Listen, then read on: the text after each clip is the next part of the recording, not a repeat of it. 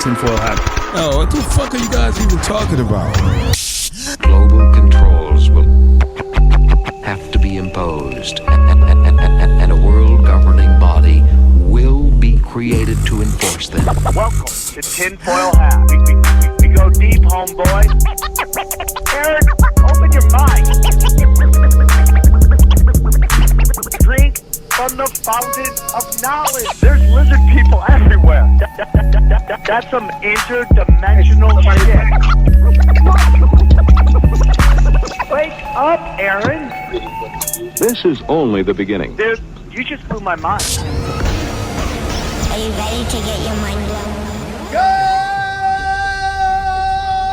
Good morning, Swarm, and welcome to Tinfoil Hat. You know I am. You know what I'm here to do. I'm here to Right. join me as always, Xavier Guerrero, and on the ones and two, Jay Nice, Juicy Johnny, Johnny Woodard. Hey now. Live from the Wise Wolf Gold and Silver Studios. That's right, Wise Wolf Gold and Silver Studio. Thank you for sponsoring the show. Go to SamTripoli.gold. Use the promo code TINFOIL. And, man, get in the Wolf Pack. Precious metals sent right to your house for as little as $50 a month. Guys, if you want to see me live tonight, I will be in Costa Mesa at the La Cave. Got some bangers going on. Then on the 11th of June is Comedy Chaos. Then June 21st, Eddie, Xavier, and myself are at the Dojo of Comedy. And then Broadbrook on episode 22, June 22nd. More dates coming off. Anything else, boys? Come check me out on Twitter at Johnny Woodard. Enjoy this wonderful episode with the one and only Elizabeth April. Enjoy it. Drink from the fountain. All right, let's get into it. She is a truth seeker. She's an experienced clairvoyant. Man, she's got a bunch of credits. It's pretty amazing. I'm very excited for this topic. Please welcome to the show, Elizabeth April, a.k.a. EA. How are you? Good. I'm doing so well. It is a very exciting time to be alive. You know, we were just, who was I talking to about this yesterday? Like, all of this biblical shit is coming true. And I'm like, whoa, dude, we get to experience the end of the Kali Yuga if we're blessed to make it to 2025. And we get to experience all this kind of crazy biblical stuff. Man, I'm all for it, dude. You sound excited. Aren't we supposed to be scared of biblical stuff? Ain't that supposed to be it's almost anything's over? possible. I'm not worried about any of that. Yeah, Johnny's not. He's right with the Lord. Yeah, well, that also, but I mean, people have thought this for a while, you know? Yeah, but it seems to be lining up, Johnny. Please don't. Just let us enjoy our great time to be alive, okay? No, it is. I'm happy about it. Yeah. Bring it on. Okay, I love it. Your enthusiasm is powerful. Elizabeth, for those who aren't familiar with you and all your work, can you tell us a little bit about yourself and where our listeners can find you? Yeah, for sure. So, lots of stuff in this life. I was born with extrasensory abilities, which essentially just means that I was able to tune into chakras and auras and see ghosts and spirits from a very young age. I truly believe that most of us were born with these sort of abilities, and then it shut down over time. And that's kind of what happened to me. I was born into a Catholic family, so that was my framework for what I was experiencing early on. And you know, my dad would sort of interview me like, what is God saying? Because to me back then I was talking to God, and I also wanted to become a nun to devote myself to being this messenger of God, which is funny now looking back on it. And then my mom was quite freaked out by my abilities. It was very tough for me to make friends growing up. I was always the weird kid. I saw my friends' dead relatives walking around, so of course it would be kind of difficult to fit in. And so around the age of 10, I shut it all down. And upon shutting it down, I got really involved into athletics. So talk about going from the metaphysical world into the physical. That helped me sort of shut down those abilities. And then I started to kind of question things, you know, who are we? What are we doing here? What's the point of all of this? And a lot of that questioning led me into a deep state of anxiety and depression and really just this feeling of what's the point? So at around the age of 16, I started to seek out authority figures. I went to my friends' parents. I went to school counselors. I went to my high school teachers. I went to go see a priest to ask these questions. You know, what is the meaning of life? What are we doing here? What's the point of all of this? And no one could give me a straight answer. So I was even more disappointed. And oddly enough, it was my dad, who was the Catholic engineer at the time, who told me that he studied past life regression. And he asked me if I was interested in doing one of these regressions. And at that point, I was willing to try anything. So at 16, over about an hour and a half, we went into 4 or 5 different lifetimes. And in each one of those lifetimes, I was once again sort of a messenger, right? I was a shaman, I was a healer, I was a channeler. I was able to essentially bring information through my body and then present that information to humanity. So at 16, I realized 2 fundamental aspects. One, reincarnation absolutely exists. Thank goodness I wasn't just 16. And 2, time as we know it is actually an illusion. How is it even possible that at 16 years old, over an hour and a half, I could revisit, birth to death 4 or 5 different lifetimes? So it really blew my mind, and that was sort of the beginning of my reawakening. I ended up taking my dad's past life regression notebook. I copied all of the regression notes into my own notebook, and 2 years later at 18, when I went away to university, that's how I made friends. I asked random kids in my classes if they believed in reincarnation, and then I would take them into a past life regression. I would put them into a trance-like state, which was probably very irresponsible of me, not having any sort of background in it.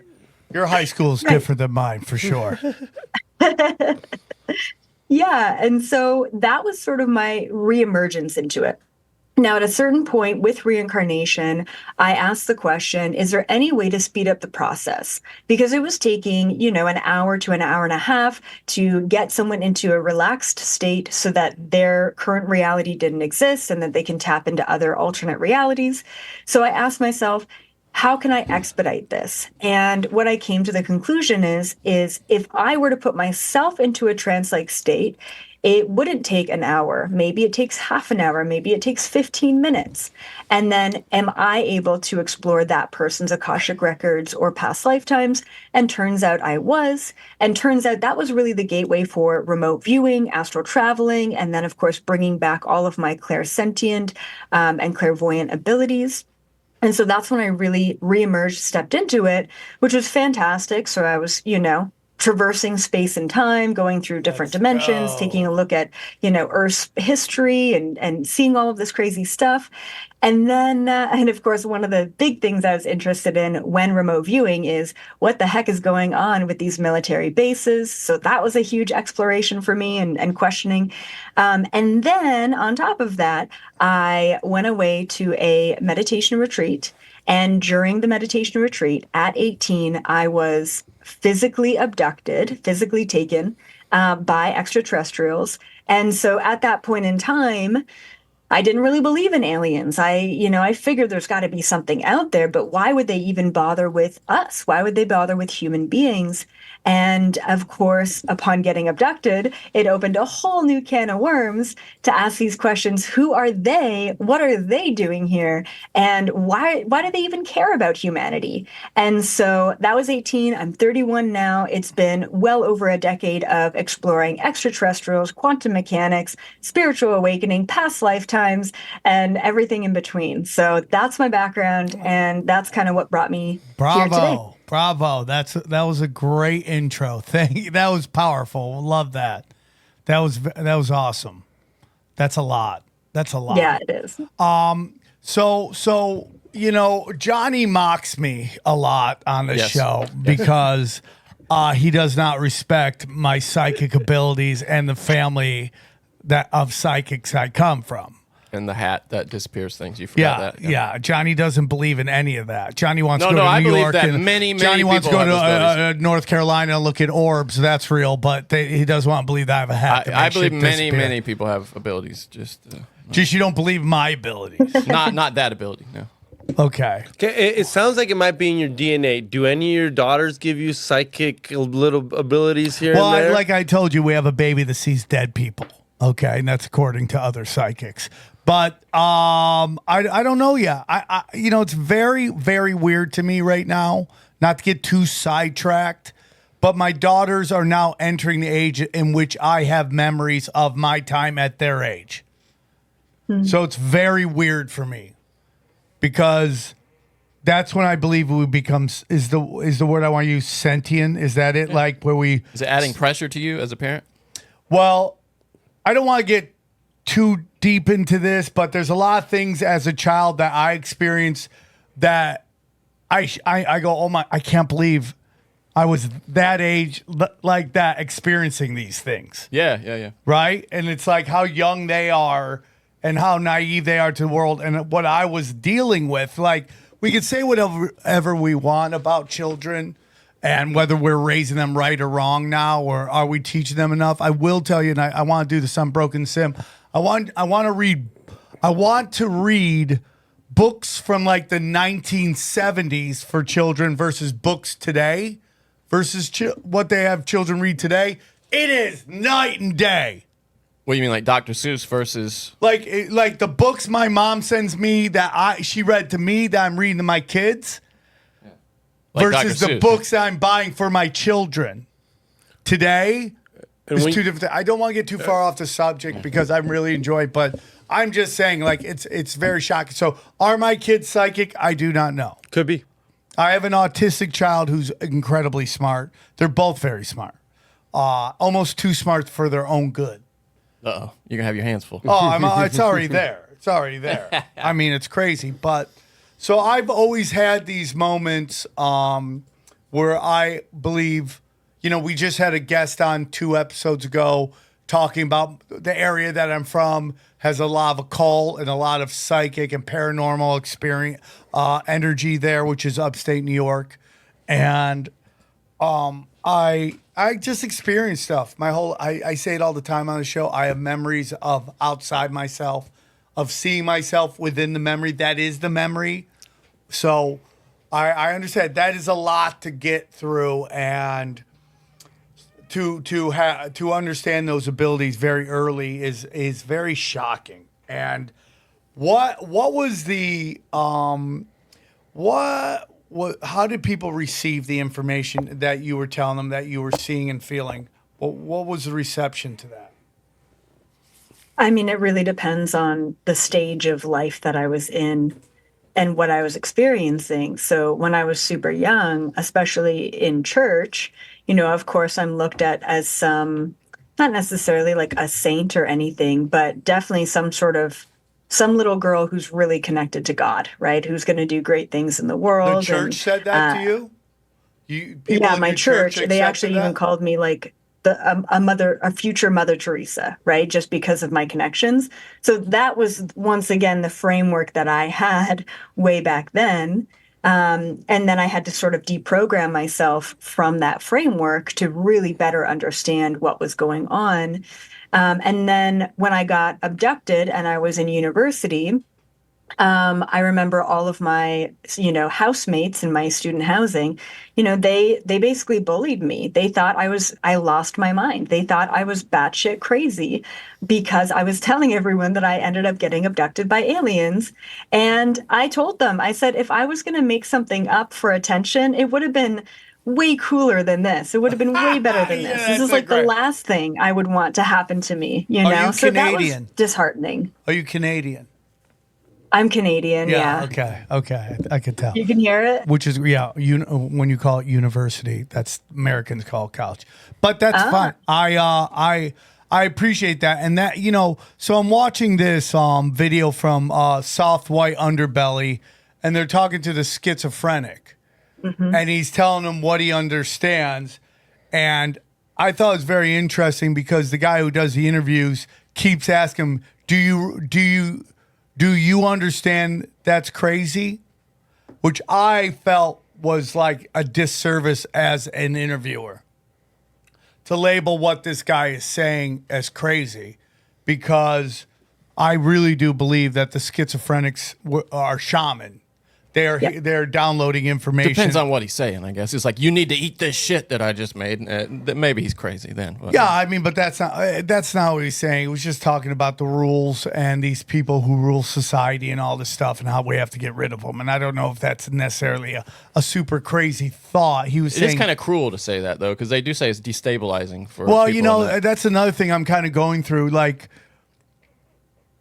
you know, the notion that something is righteous and religious and all that stuff means it's going to be like sunshine, blue skies, and just dancing through a field of wheat. You know, to me, it might be way off base. And What do you mean by that? Something's religious. What do you? what I think that I'm starting to come to this understanding that, and I say it all the time when it comes to spirituality, is like sometimes you have to go through it to get to it. Oh, right? dude, the hardest thing I learned this a long time ago, to pray for wisdom. If you pray for wisdom, you will get troubles. I've learned that like years ago, and But it's also that, like, the cleansing process of anything, of dirt, of the cleansing process of evil may be a lot darker than people might believe at first. And we'll get into whether you have any understandings of that. But I think people think when good wins, it just goes to sunshine and blue skies. And I got you. Like it's the end of a movie, you know? Yeah, and I got you. everybody's happy. Yeah. And I go, we might be going through something right now to get to this place that we alive today may not be alive long enough to experience. And that it may be that we have to sacrifice something now for our children and our grandchildren. Like Moses. That's what I'm saying. So, but back to the original thing, that is a lot to deal with. And you're a very attractive person, so that probably adds on top of that. There's probably a lot of people that dismiss it on top of that as well. You have a very symmetrical face. You have good angles. That's really funny. Okay. Well, you know, I do super joke white often. teeth. Am I right? Am I wrong? Like very white teeth. As someone who has chiclets, like for teeth, like you have very white teeth. So my point is, there's already probably things. Even though I think beauty is the ultimate, and this is not against you, but in society, beauty is, you know, I think a certain amount of privilege. But what I'm saying is, it could also be.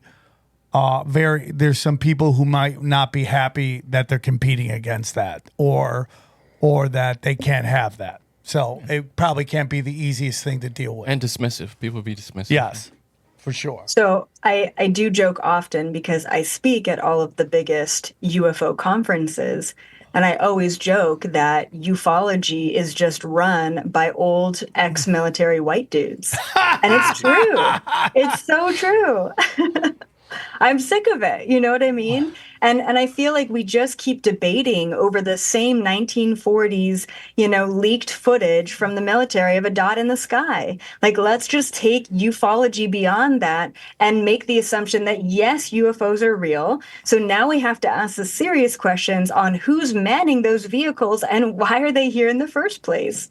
So, yeah, I do feel like I am one of the youngest and, you know, most dominant female voice in the industry. And I also joke quite often that I do look like a basic bitch for a reason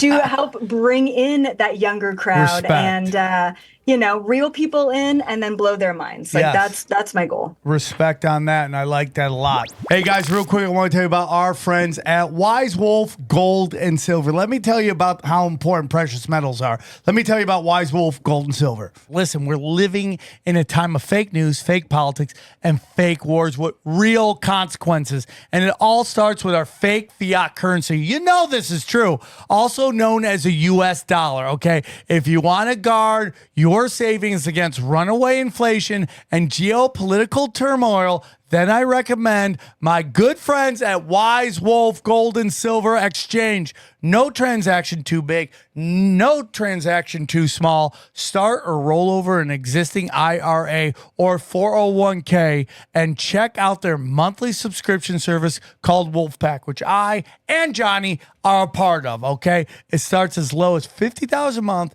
to have precious metals delivered directly to you. Go to SamTripoli.gold and click on the Join Wolfpack with the promo code tinfoil to get a free 1964 silver Kennedy $50. You can also call or text them at 888-770-1776. And remember, in a world of bulls and bears, be the wolf. Ahoo! Werewolf. Go for it. Let's do it. Thank you, Wise Wolf, Gold and Silver. All right, real quick, guys. We'll get right back to it. But again, Costa Mesa tonight. And then the June 11th, Comedy Chaos at the Comedy Store. And then Morris Plains on the 21st of June. And Broadbrook on the 22nd of June. Swarm Tanks and Tinfoil at Comedy Night. Let's get back to it. So so let's get from a basis of what you believe through what you've downloaded, okay? And I believe in downloads. I'm a 100% download person. Have you ever just suddenly have a complete thought and you're like, whoa, what the that like I talk about it all the time in comedy. I download like jokes all the time, meaning a joke will come almost fully formed in my head. I've seen it happen. So, thank you. So it does happen. So your belief, and then I want to get into Galactic Federation, all that stuff. People have to be yelling, Sam, shut the fuck up at this point in this episode. But do you believe that they are man-made crafts, or do you believe they're from other galaxies that have come here? I want to get your opinion because I have my own opinion. Yeah, for sure. So I believe that there's both. I believe that there's probably three main things going on. There are human-made, man-made crafts that are reverse engineered alien or extraterrestrial technology. I believe that there's also, Project Bluebeam and some holographic stuff going on as well. And then I also believe that there are real extraterrestrial crafts that are coming around planet Earth. So it's really just a mix of all of them. Interesting. Okay, so let's get into. I'm an open-minded guy. I've talked a lot about my spiritual and religious faith. I don't want to go too much into that. I met a guy over the weekend who was telling me to get this book that breaks down a lot of stuff that was in the Book of Enoch and the stuff that was not put into the Bible. And, a lot of it is, extraterrestrial, all the stuff that I think would make the Bible a lot more like digestible. I mean, like if you're into Star Wars, if you're into Game of Thrones, if you're in, to Harry Potter, why wouldn't you be into this one with all this kind of stuff in it? Do you believe in interdimensional, that other dimensions coming here, a lot of these things? And are you open-minded to the angels versus demons discussion?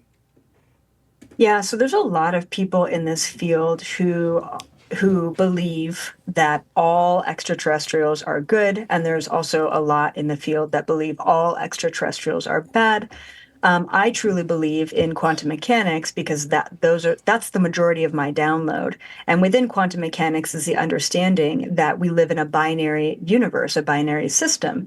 And in understanding that we live in a binary system, we have to understand that there's high vibration and low vibration within this universe. Therefore, there are beings that fit into the category of high vibration or benevolent or, vying for unity. And then, of course, there are beings, extraterrestrials, interdimensionals, etheric, physical, angels, all of that, all of the above, who are in a low vibration, and they are malevolent, and they are seeking out, power and control for themselves, right? It's that separation agenda, it's service to self agenda. So I really do believe that there are really two camps within this universe, and simultaneously there are two camps that are interacting with planet Earth at this time.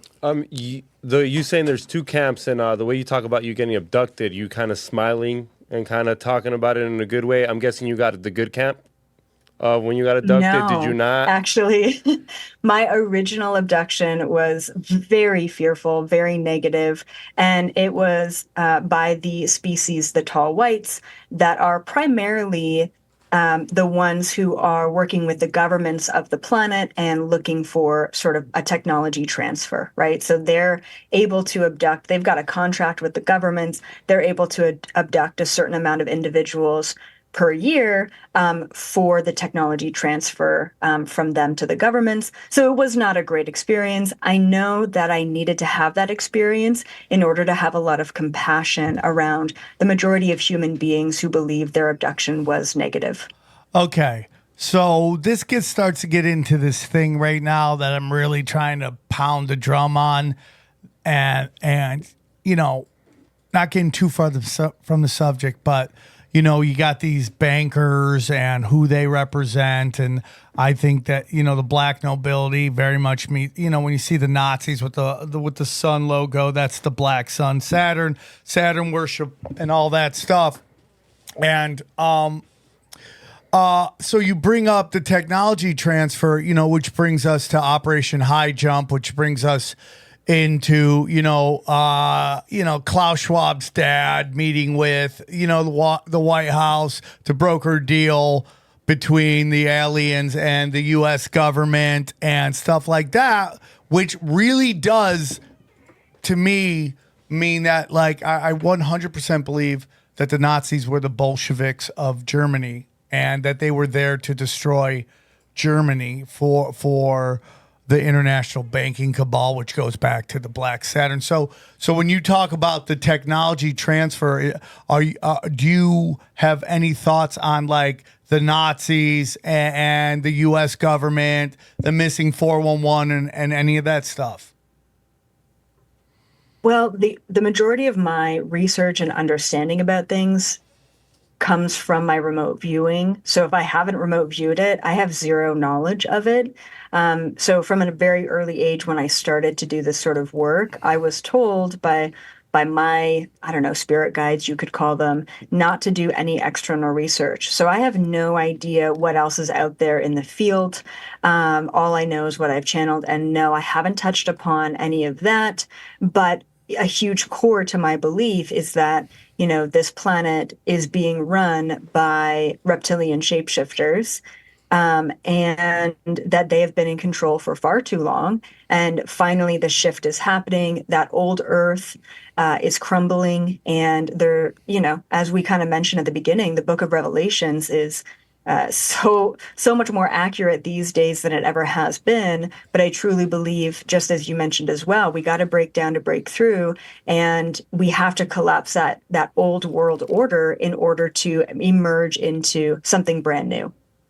Okay. So you believe that there's shape-shifting reptilians? Does it go? Is any of it into Anunnaki?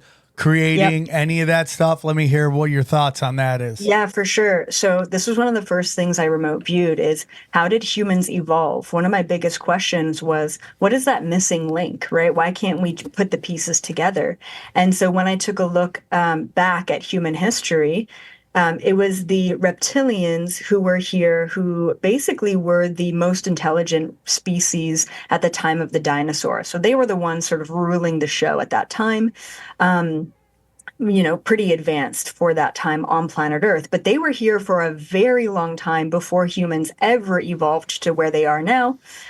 During the time where the reptilians were here and essentially running the show, the Anunnaki came to planet Earth because we had the resource that they were looking for, which was gold. And so the Anunnaki started to mine this gold from the planet, and the reptilians were okay with that for the time being. And then the Anunnaki did not have enough resources to mine. And because of that, they ended up creating a civilization, a species from the resources that were here on planet Earth. And again, we get too close and everything's do they just know us? Is that what it is, dude? Bro. Is it just they know us? Okay, so the Anunnaki come here, they start mining our gold. And the reptilians are like, we're cool with that. And then what happened? Yeah, and so then the Anunnaki were viewed as the gods of our planet. Of course, a lot of them ended up falling in love with humans, splicing their DNA together, both scientifically and naturally. Getting And weird. then, in a sense, creating these sort of demigods, right? So are you And then, talking Nephilim here? I mean, yeah, are you Nephilim. going Yeah, is another in? word for them. Yeah, or Okay. the giants, right? Do you think that is any thoughts on? I don't know the exact relationship of Anki and all that with fallen angels and stuff like that. Do you have any thoughts on that? Yeah, I haven't been able to fully figure out the fallen angel aspect of this, but it could very well be the Anunnaki, described as coming from outer space to this planet, and then ruling this planet or potentially turning, corrupt. But I haven't been able to There's a fully distinguish. there's a lot of different disciplines of religion that talk about God trapping entities down here into this realm of wherever we are and them trying to get out. But it's very interesting. So they come down, they mate with the daughters of men, and they create these, what you called like, what would you call them? Gods like Like demigods. demigods. Some might call them Nephilim. Okay, so here we are. There we are. Keep going. Yeah, and so for a long time, the Anunnaki were sort of the rulers of this civilization after they mined the gold and kind of forced humans into that role.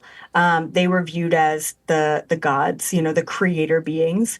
Especially they were massive, right? So they were revered. And then the reptilians, this is long before they shapeshifted into human form. They were walking around as these, 8 to 10 foot tall. I called them alligator beings when I first saw them because I didn't know I didn't know what to call them. They just look like, or dinosaur beings, alligator beings. And so they were sort of the managers of the humans, and that was the setup for quite some time. And then we basically go into ancient Lemuria, and that is when the angels and the Pleiadian beings start to emerge and come to planet Earth and do sort of the same thing, splice their DNA with human DNA, and in a way almost fight the narrative. And so that's when the Lemurians went into the age of Atlantis, and they became highly advanced with a lot of the extraterrestrial technology, free energy technology, things like levitation, harnessing crystals as power banks, and things like that. So that's sort of where we see that emergence come through. But because human beings are somewhat of this master experiment, we've been considered this prophecy planet for billions of years out there in the universe, long before we were ever conceptualized or conceived, in a sense. We were this prophecy that was spoken about all across the universe because we are this experiment. We are the sons and daughters of some of the highest vibrational and some of the lowest vibrational beings in this universe, which make us highly masterful, highly unique, but also it makes us a massive threat to individuals like the Anunnaki and the reptilians. Okay, so describe what you think we live in. What is this? What is this place? So I do believe in simulation, but maybe in a different way than most people would define it. So I refer to this reality as the Matrix quite often. And another way to put it is it's a dimension, right? So what that means is everything within this realm has a certain density in its vibration. And so because of that, it's almost like we are all contained within this dimension, or we're contained within this simulation. I think one of the biggest questions referring to a simulation is who controls the simulation. I think that there are many characters and many players that are trying to contain us within this simulation, but I don't necessarily believe they are the creators of this simulation. But likewise, I believe that other dimensions, other realms, other realities, other timelines, and even the dream space is all just part of the simulation as well. So in order to exit the matrix or get out of the simulation, you essentially have to leave your current incarnation and just go back to source or the center of the universe. So there is a purpose for this matrix. There is a purpose for this simulation. And it's not about fighting it or resisting it. It's more so about better understanding it and then mastering it so that we can rise above it. Super interesting, because I've been having big talks with myself about this. And I was thinking yesterday about how, because we just did episode 777. We did 778, which is a great episode. But 777, we did a breakdown. Finally got to watch Late Night with the Devil. Found it very interesting. Liked it and had some that's kind of weird stuff too with it. But the notion in that episode was that where we live right now, the occult is the reality of this dimension, and that, and then I started going, okay, so where does someone like Yeshua, is that how you pronounce his name? Yeshua, you're right. Yeshua. Jesus is not his name. Yeshua. And they get you to say somebody else's name. And I'm going to get a lot of shit for that, but that's my honest belief. So I've been thinking about how does that guy resonate? Yahusha? I mean, it's like I'm learning it. So, but what is that role? What does that involve? And I think it fits into what you just said. And what I was really thinking about was that Jesus, whatever you want to call, what is the name? I'm working on it, guys. Comes down here and gives us the playbook on how to ascend out of this third dimensional density simulation. So we kill him. Yeah, that's how that works, right? So I didn't do nothing, No, bro. but I mean, humanity as a human I would race have kills used him. my Krav Maga right there, bro. Try to get him down, but he had right. I mean, he'd be like, "I gotta stay." I'm like, "Fuck, okay, dude. Now fight my way out." Dude. Yeah, it is complicated, right? Because what he needed to do that to right. So it's reach the end game. Yeah, but- so you stopping it wouldn't have been good. Yahusha. That Should one. I try? No. But so long story short, I get that, dude. And this gets into some Gnosticism as well. That there's a part of Gnosticism that believes that we are almost batteries for this reality, and that our goal is to so when you die, you go in, you go into this 28 days of darkness, and then a light comes, and then you see all your relatives that have passed, and they're like, "Come with us into the light." And your grandma's like, "I miss you. Come to the light." And then what you're supposed to do is punch grandma and tell them, "No, I don't want to go to the light. I want to go back to my reality, back to the true." What she's talking about. See, when you say that scares the shit out of me. Because is there any chance? Okay, let's say you die, Sam, and at the end of it all, you see both your parents there. You're just gonna punch them in the face? No, I would never punch them. But I mean, you're just gonna say no to them and be like, no. What I'm gonna say is, I don't want to go back to that reality. I want to go back home. Yeah, I'm not done. I do have a perspective on this. Please. Okay, let's hear it.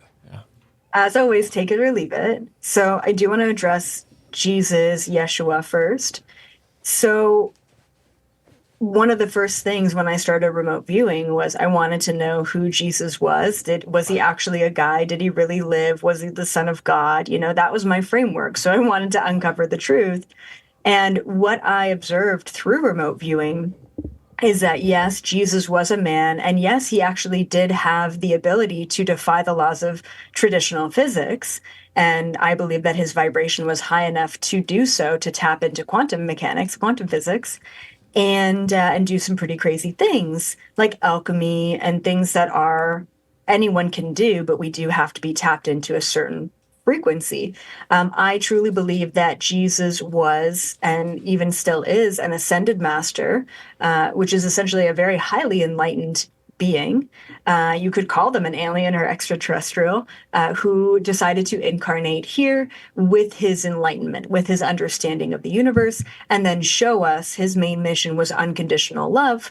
And it's pretty incredible because that frequency of unconditional love, right? No judgment, no guilt, no fear, no lack, that frequency in the highest form can truly defy the laws of physics, and you can do some pretty cool alchemy with it.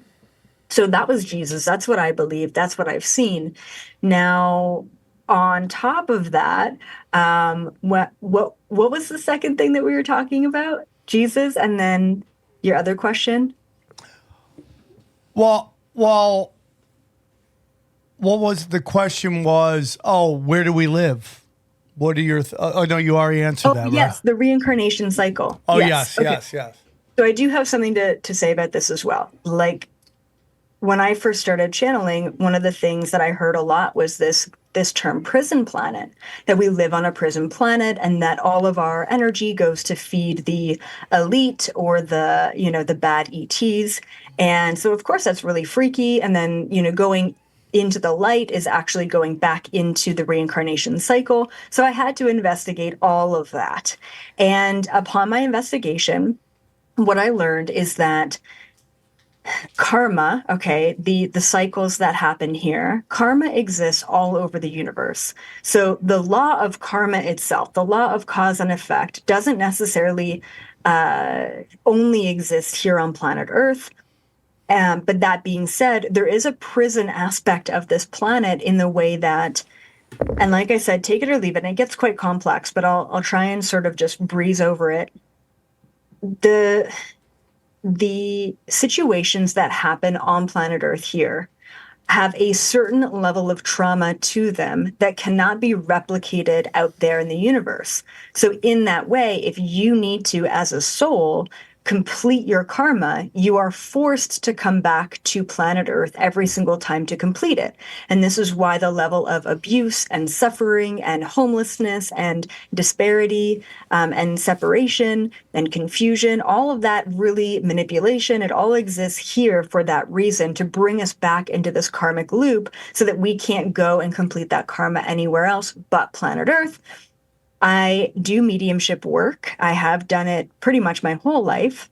And so I have crossed over spirits into the light. I have gone into the light myself. I've investigated that realm and that space. And I can confirm from my own experience that the light is just an aspect of pure source, right? So if you want to call it heaven or just a higher dimensional realm, call it what you like. But I can confirm that it's not a trap. It's not prison. You don't have to punch your relatives to get away from it. It actually Johnny's is. so happy. Thank God. It is a beautiful place. And from that space, from the white light, okay, the source frequency, we can then choose to reincarnate as anything we want. We can be a fish or a tree. We could be a crystal if we wanted to. We could be an extraterrestrial. From that space, we are free to choose what our next incarnation is, and we're not necessarily limited or bound to come back to planet Earth. Okay. Interesting. Hey guys, I want to tell you about our friends at Fume. That's right, the innovative, award-winning flavored air device. Let me tell you about it. Listen, have you heard that flavored air category is quickly becoming the leading alternative vaping and smoking? It's a whole new movement towards better habits, led by our sponsor, Fume. Dude, we love Fume. Look at that website. It's so pretty. Flavored air isn't like vaping.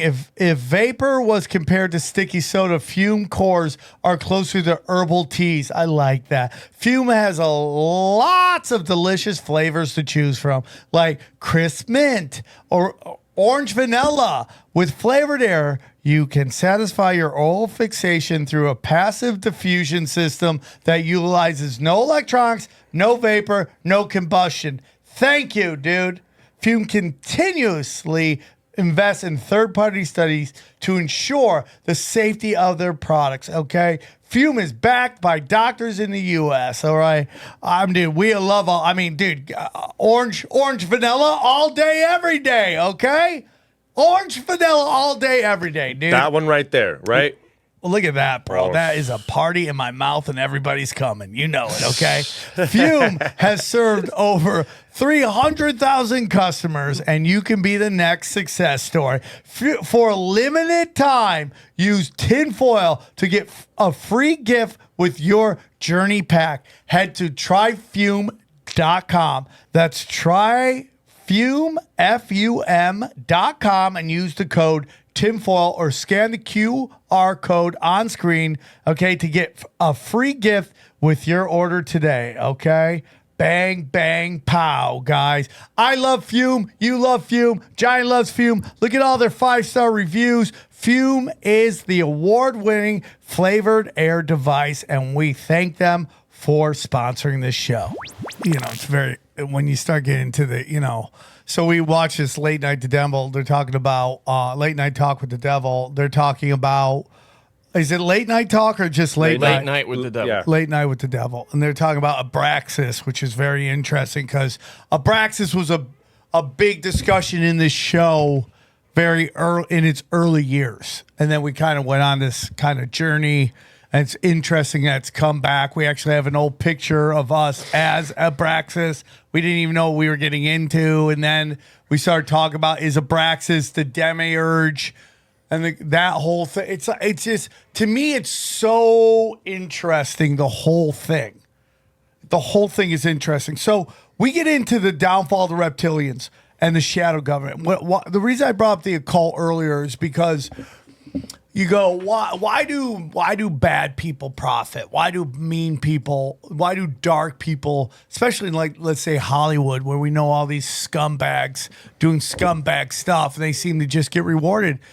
Well, because to me, it's the rulers of the realm. If you study like Christianity, like God puts Lucifer in charge of this realm, right? That's it. Like, who the bearers of the light. I don't know if where that fits in with the Anunnaki and all that stuff, but that's the rules of the realm. You know, it's like Lucifer rules of the realm, and if you play to those rules, you will be rewarded. But I think the key, and we say it all the time on the show, is it's like simple versus easy. The easy stuff to me is drugs, alcohol, pornography, 90 Day Fiance, the quick hit stuff that gets you to detach from God, and which I think plays into the Luciferian and even the Malachian shit. And then we get into the simple shit, which is prayers, meditation, helping others, giving it away, abundance versus scarcity. So, so my point is like, is this where we live in a cult like realm? Yeah, I really like you're saying rulers of the realm because it's so accurate. And just to your point as well, if you play by those rules of this realm, then you're going to go pretty far. And the way that I see it and interpret it is a vibrational frequency, right? So we're existing currently in the third dimension frequency, which has a lot of survival mechanisms, has a lot of fight or flight, has a lot of lack, and then we've got that less than 1% who's on top of the realm, who has all of the power, who has all of the money and all of the control. Now, what's really hopeful about what I'm going to say is that the realm is changing, right? So the rulers of the new realm are also changing. And I truly believe that we are shifting, we're ascending, we're moving into a higher frequency. We've been hit by some of the biggest solar flares that we've seen in the last 20 years, in the past month. And what that's doing is it's rapidly increasing our vibration on planet Earth, which is once again shifting those rulers. It's shifting the rules, and it's allowing the individuals who are authentic, who are grounded, who are doing their own work, who are sitting in meditation, who are hopeful for the collective, not just for themselves. Those are the individuals who are going to be shifting into positions of power moving forward. So despite all of the conspiracies, all of the reptilian agendas, all of the shadow work, all of the shadow government aspects, and all of the entities and parasites that absolutely are real and do exist on planet Earth, there is hope, and we are shifting into a higher frequency. And I know that for a fact because we wouldn't even be sitting here having this conversation discussing the shift if it wasn't currently happening. And it means that humanity is ready. So I'm excited. No, I agree with you. And it's like we said, things aren't getting worse, they're getting more obvious. And all of these things going on in the world right now that we it's like one of Tim Dillon's great rants on Joe Rogan was about how we used to all know, okay, this stuff's going on, but we were happy and we were just living with it, and we chose this, sadly ignore it because we were living a really great life. And now it's so obvious, but now we're also miserable at the same time, right? And to me, that is just a sign that it is becoming more and more obvious, and it's getting harder and harder for people to ignore.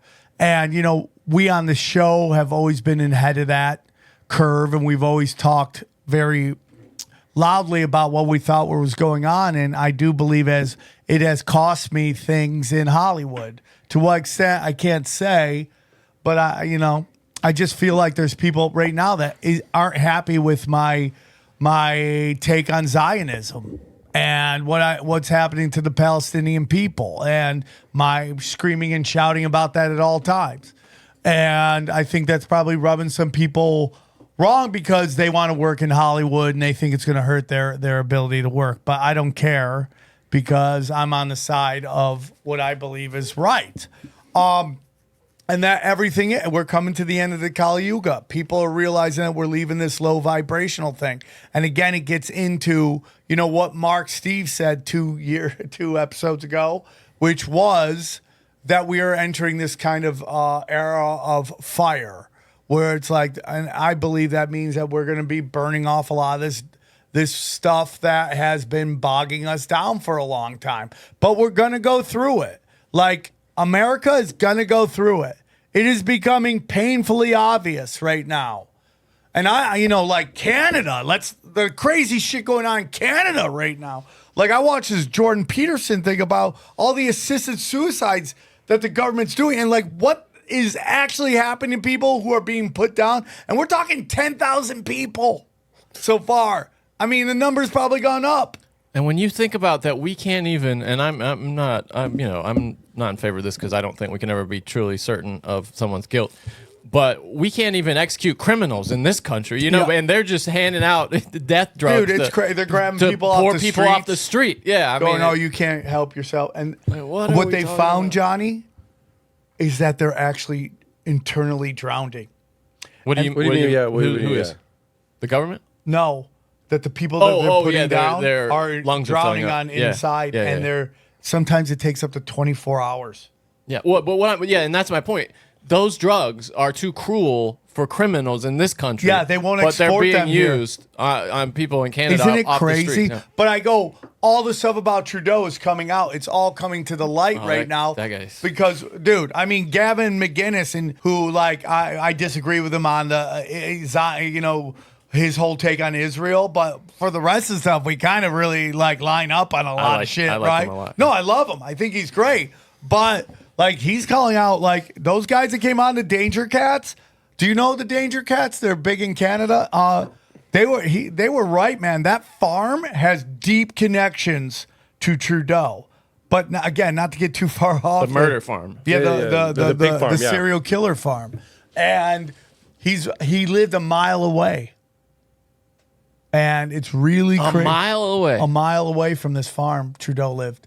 So the whole point is all this is coming out, all this Nazi shit. He's giving applause to Nazis in the dude, it's all coming out. They're doing the exact same thing. If you study the lingo and the verbiage of this assisted suicide, I think it's called I don't know what the name of the thing is called, but if you maids, I think it's called. If you study it, you see the exact same lingo in Nazi Germany. They say Canada's like a trial run. Do you think we'll ever have assisted suicide in America? Do you think that's even you think it would even happen? I think we have had it in the Pacific Northwest, right? I think maybe. Yeah, I think they've probably tried it and like people just freak out. But then you get into eugenics, which is a big no. But Yeah, there are states that have it. Let's see, it's legal in in California. It's legal apparently. Of course it is. But that's because you have like 5-stage cancer, right? It's not because you're depressed. I could be wrong though. Well, yeah. It's I mean, if we had to guess, you're right or you're probably wrong. I Bingo probably would card. go Yeah, wrong. actually being wrong. Bingo card. Yeah, Put it on your bingo card. yeah. So that is what is going on right now. It's all becoming more and more obvious, and like I do believe people are going to rise because what they're going to realize is like there's a lot of us and very few of them, and this is what you were talking about we're a threat to the power structure of this realm and reality. Yeah, I mean their entire campaign has been to dull us down, to program us to be perfect little slaves, and then to basically disempower us so that we are on the hook to make money and pay our bills and deal with inflation for the rest of our lives, and then we die. So I think you're spot on. I think that there's going to be a lot more protesting. I think people need to come together. We need to rise against, and we need to realize that we have the power because we simply put have the numbers. So if we could just stop fighting each other and feeding into the matrix, then we can come together and agree on, the basic rights that all human beings across the planet, despite the borders, we can all agree on the same basic human rights, and then we can fight for them. Yeah, so going back to what we were talking about earlier is just like the shadow government, and everyone's realizing that like the same people are behind all the same shit, and they're all driving these wars and they're profiting off these wars, and people are starting to wake up. And so if you look like there's kind of a big movement to basically outlaw oil, right? And there's a big movement to completely censor the internet. And I'm going to say something crazy, but I think those are both God-given. I know the internet was created by DARPA, but I think there was a reason that was made. And it was made to get the information out that we never got before and that people would never know. And you look back at you study a great example is the George Bush versus Bill Clinton fucking debate we talked about in the last one. We really thought they were going at it, those two, George Bush and Bill Clinton. They were going at it for who's going to control and little did we know they were always working together the whole fucking time. And that they were teammates, not adversaries. But now we know that. And now it's so hard for them to get anybody past the line to the point at the last election, they had to completely and utterly rig it. Yeah, it's like they're playing almost like a basketball game, and then to get at the end, they just kind of slap hands. Good game. Yeah, because I think they are trying in the debate, they're trying to win. But I think I do. But then after, it's just like, hey man, good job. You're gonna continue our mission. But it's not even that. It's like the Harlem Globetrotters versus the Washington Generals. Yeah. They're playing. I'm sure the Generals That's exactly for the right. first That's what I quarter mean. Yeah. show up and today's the day. But at the end of the day, they're all showering together and they're high-fiving and they all are happy at the money that they made. I saw the Generals win one time. What? It was the Michigan State, but yeah, I saw them win one time. Did anyone ever talk about that? Yeah. Okay, anyways, I don't want to get back. That's crazy though, right? So to the downfall of this. Now, some we didn't get into much earlier, but I wanted to talk about who is the Galactic Federation? So the Galactic Federation is an organization of extraterrestrial beings who are service to others at a soul level, which basically means that they're choosing unity. So no matter who you are, no matter what species you belong to in the universe, if you're like, I choose unity and I want to help the collective rather than myself, then they have an opportunity to join the Galactic Federation and then help out and do certain things. So their main sort of mission or priority is to abide by the laws of the universe and to ensure that everyone else in the universe is also abiding by those laws. And so one of the key laws of the universe is the law of non-intervention. So when a civilization or a species, especially a higher advanced civilization, intervenes with a lower advanced civilization, then the Galactic Federation has the right to step in and do something about that, essentially hold other beings accountable. So I studied global politics in university/college, and I was really disappointed when I met the Galactic Federation and realized that there needed to be a structure or a system out in the universe. I was shocked because I was hoping that they were much more advanced than us, and within their advanced state, everyone can just get along. But that's not how this binary system works. There's high and there's low vibration, and essentially there needs to be some sort of body or force to ensure that everyone can play on the field at the same time without necessarily overriding certain laws. So that's essentially who the Galactic Federation is, and that's the main group that I work with to relay information to humanity. You type in the Galactic Federation, and then NASA comes up instantly. You click on that, and then it sends you into like this weird general disclaimer. It's just weird. Uncertain estimation of numbers of extraterrestrial civilizations. Interesting. 1980. So how many different species are involved in this intergalactic federation? Is it a board? Is it like we see in the Marvel comics, where it's just a bunch of different looking people? I was thinking Men in Black, Sam, but yeah. Was that it? Yeah. I'm just joking. It really does feel like a sci-fi movie. It absolutely does. And there's an infinite number of species involved in the Galactic Federation. And then likewise, there are a number of species involved in the opposite side of that, which is sort of the corruption of the universe, the beings who want more power, more control, more resources. And so there are a lot of councils involved. There's a lot of meetings.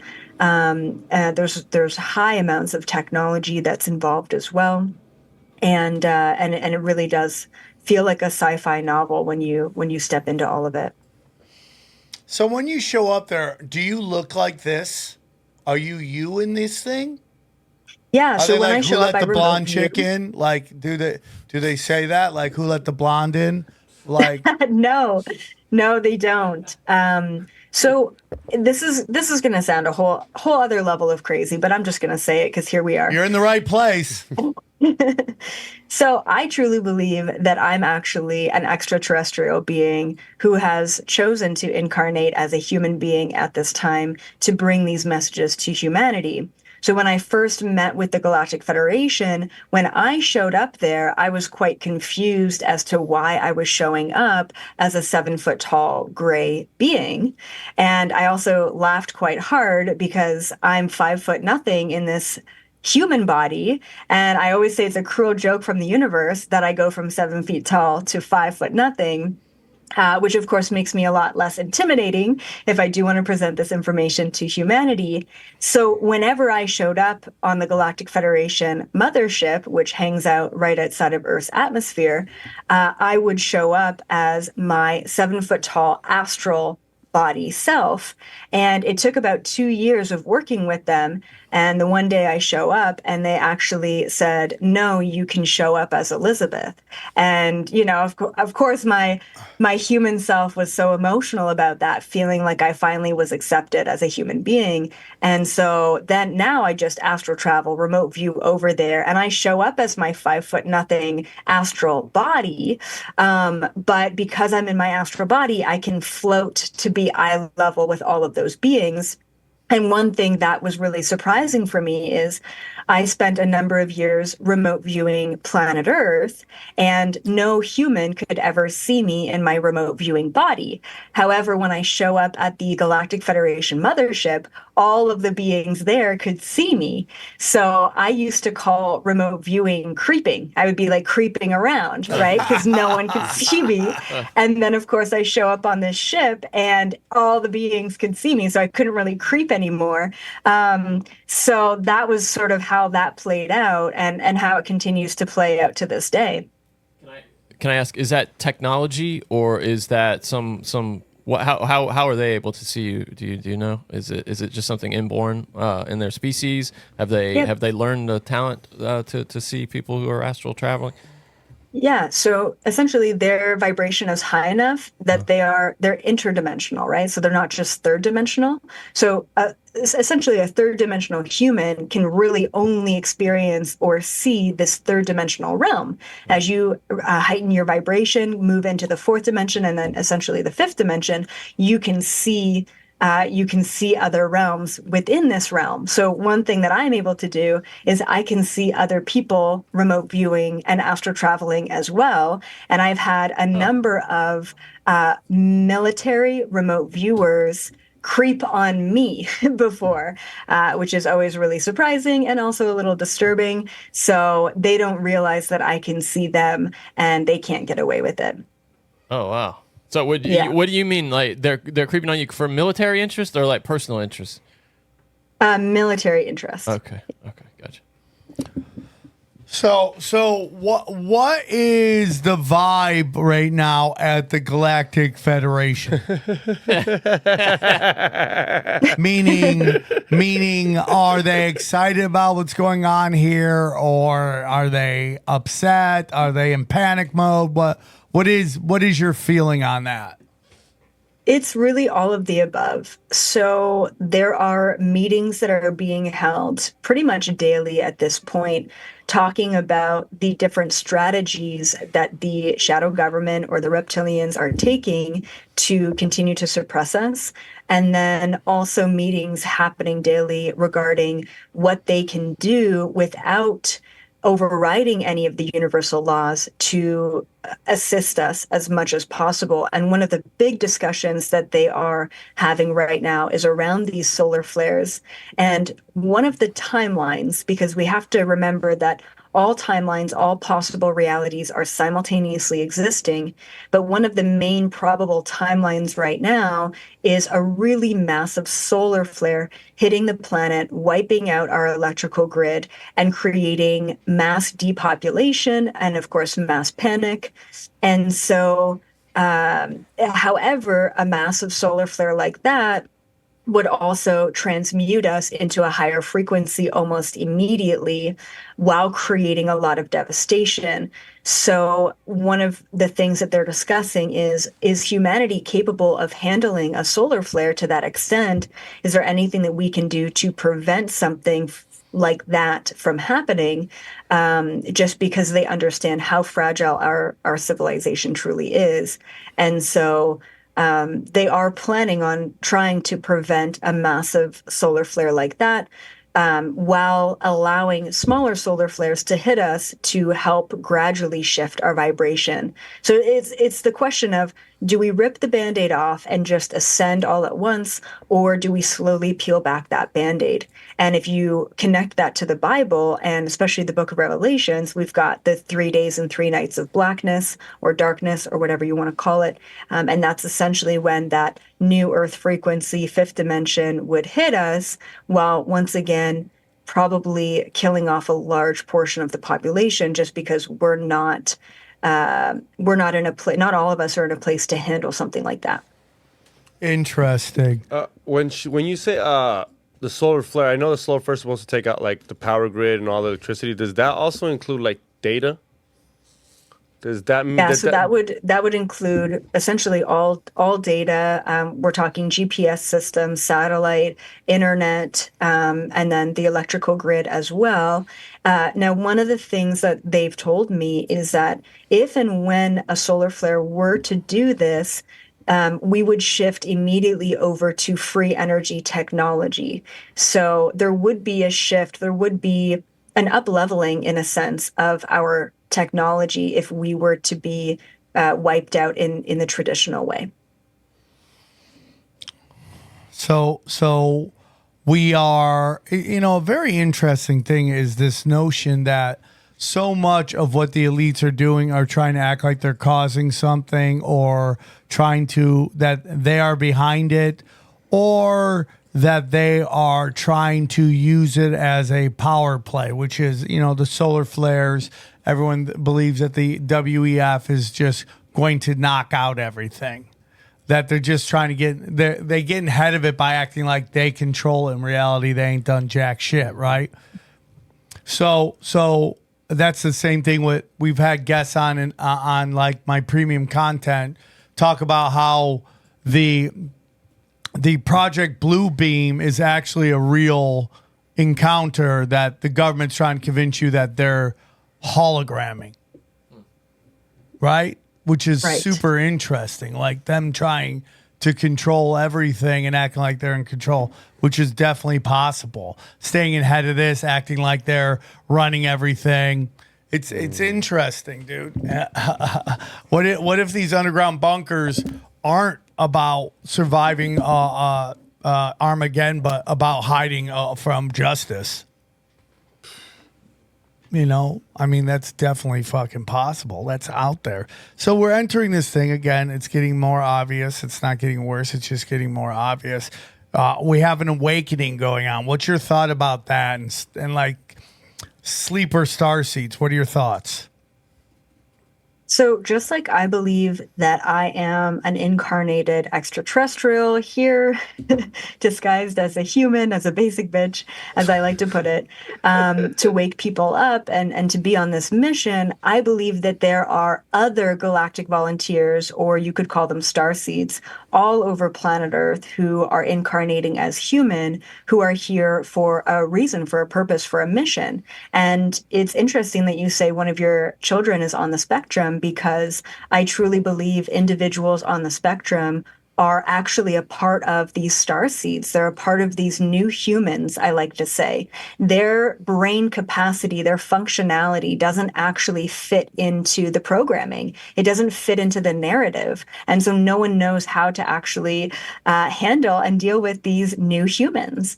And they're different for a reason, because this is the generation that is supposed to be changing our entire system.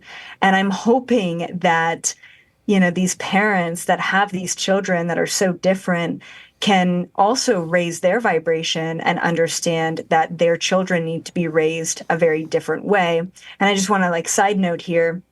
One of the things that I was really worried about probably 5 or 10 years ago was these iPad kids. You go to a restaurant, both parents are on their phone. I know them very well. Both kids are on their iPads and they've got their headphones on, and part of me was really worried about this younger generation getting so overexposed to stimulation and technology. And one thing that came through to me is that eventually these children are going to grow up and they're going to want nothing to do with technology. They're going to want real, authentic experiences. They're going to want real connection with other human beings. And so, as always in society, we see the pendulum swing on one end and eventually it's got to come back around and swing on the other end. So there absolutely is hope for these children and there's hope for humanity. And I do think that overall we're going in the right direction. And what we need to do right now is we need to wake people up. And one of the beginning stages of awakening or shifting your consciousness is questioning, right? And what did 2020 do? It forced all of us out of our 9-to-5s. It got us out of the matrix, as much as that was some sort of, planned corruption, shadow government agenda. It sort of backfired on them because everyone had the time to be at home and to question everything. And so we saw a huge shift in consciousness happen in 2020 because people simply were out of the matrix, they were out of the 9-to-5, and they had the ability to question, is the government corrupt? Who am I? Am I really happy? Those sort of big, huge questions lead us into, of course, the conspiracies and the agenda side, but then hopefully it leads us into a higher vibration of understanding that we can get to a place of unconditional love and understanding everything as a whole unit rather than individual pieces. My father, when I was a kid, would tell me not to play video games because no one's going to make money in video games. And now it's like everybody's crushing it. And I totally agree with you. And the more I use the internet, the more I want to get off it. And I'm trying my hardest. Like, I really want to get Twitter off my phone. It's just part of my work, but I really hate it. And it's leading to nowhere. It's like nobody's saving anybody. Nobody's doing. It is raising awareness of issues that maybe wouldn't be allowed earlier. I do believe Was that. anybody getting their mind changed by that, though? I mean, you know. I think I don't know, man. I think there are things changing. I think you're siloed. You know, I don't think you even see what other people, alternate viewpoints. Yeah. My perspective on would and wouldn't has changed a lot too. Okay, you're just ridiculous. Yeah, that's part of your work, right now. That's what are you doing? Big part of your work. But I think people take that too literal. By the way, It's I just hilarious. think it's hilarious. But, anyways, wait up, I have a question for her. You talked about star seeds. Have you met anyone like you? Yet any other buddy that was you were like, oh dude, you're a part of the Federation. Nice. Yeah. Nice. I have, yeah. When I started to initially do past life regression, I started to go to places off the planet and realize, oh my goodness, you're not just a human, you're an Octurian or a Syrian or a Pleiadian or whatnot. And then we would, understand the mission of that being working through that human. And so very, very early on, 10 plus years ago, before this concept was even formed in society, I was really tapping into these star seeds. There are way more of me out there than I think we would all suspect. For our listeners who may not be familiar with the term star seed, would you like to explain what a star seed is? Yep. So the easiest way to just define it is a galactic volunteer. An interdimensional being who was living and incarnated as an interdimensional being, as an ET, extraterrestrial. And then as that being, they decided, I want to volunteer myself to incarnate to be a human on planet Earth for this reason. So all star seeds or these galactic volunteers, they come here for a very specific reason, and it's mission oriented. So these are the individuals who are the black sheep of the family, who have never fully been understood, who have always been viewed as weird. They may even look kind of weird too. And then on top of that, they feel like there's a purpose, there's a mission, there's a drive behind why they're here. And a lot of them don't know what that mission is. And so that's why I call them the sleeper star seeds, because they don't exactly know what they're here to do quite yet. But it's just a matter of time before they all get activated and truly know their reason for being. And I think that my greatest mission on planet Earth is to help these sleeper star seeds understand themselves, understand their missions, and activate to their highest timeline. So do you have any examples of people you think might be star seeds? Like, are you talking about public people? Yeah. Anybody at all? Do you say, oh, well, I think he might be a star seed? That's a really good question. So, Bang. So there are also star seeds that haven't necessarily chosen like a high vibration or a low vibration. So they haven't really chosen what side they want to be on, right? Sort of like a Star Wars type of, Luke and Darth Vader and that sort of vibe. What side are you going to work for? So one of the star seeds for sure that are on planet Earth, that's absolutely an alien, is Elon Musk. No surprise there. What I haven't been able to figure out from him is what side has he chosen? What side is he on? Because he's definitely here on a mission to advance us, but I think very easily he can be turned to the dark side, right, in a sense. So he's kind of in the middle for me right now, but absolutely, Elon Musk is he's on the spectrum, right? He's one of these new humans. He thinks a very different way. He clearly has a mission. He's going for that mission. He's advancing humanity, and I really do believe he's an alien in a human form. So, last topic here is this cosmic disclosure. What exactly is a cosmic disclosure? So it's just the disclosure or acceptance of extraterrestrial life on planet Earth. Okay. Right. So it's, yeah. So we're the acceptance that we're not the only thing out there. That's many things. My whole theory is that it's like our reality is every movie ever all going on at one time. That's what I believe is really, and it's like everyone wants to be like, this is the only religion. I think it's all, they're all saying the same thing from a different perspective. And it is what is your perspective? And do you want to follow that? But they all describe the same thing. They're all in the same places. And there's just different rules. Like the lessons taught in Africa might be different than the lessons taught in the Middle East, and where that religion comes from, and that religion comes from, and that belief comes from. And, it's like my buddy El Dorado said, and this is where it's going to lose people, but that the Bible to him is the story of Israel, and that is that story. And then there's other stories being told about other things out there. That's his belief. But, and now we're kind of in this place where all this stuff's coming forward. Do you have anything about the shadow government agendas? It's to keep us stupid and keep anything else? Yeah. So, one thing that I want to mention about cosmic disclosure, just last week, I remote viewed the Vatican and the Vatican archives. And what's interesting is probably a day or two after I remote viewed the Vatican archives, the Pope, I guess, came out saying that he was going to make some sort of statement about aliens and extraterrestrials, which is fascinating. Fascinating. There's a huge agenda around religious groups suppressing the understanding of aliens, because if there was a global acceptance that extraterrestrials do exist, then I think we would all start questioning, well, then who was in the Bible? Who was God? If extraterrestrials are coming down from the sky to give us messages or to do certain things, then it was God misinterpreted, right? So I think that that's where religion really wants to suppress this understanding.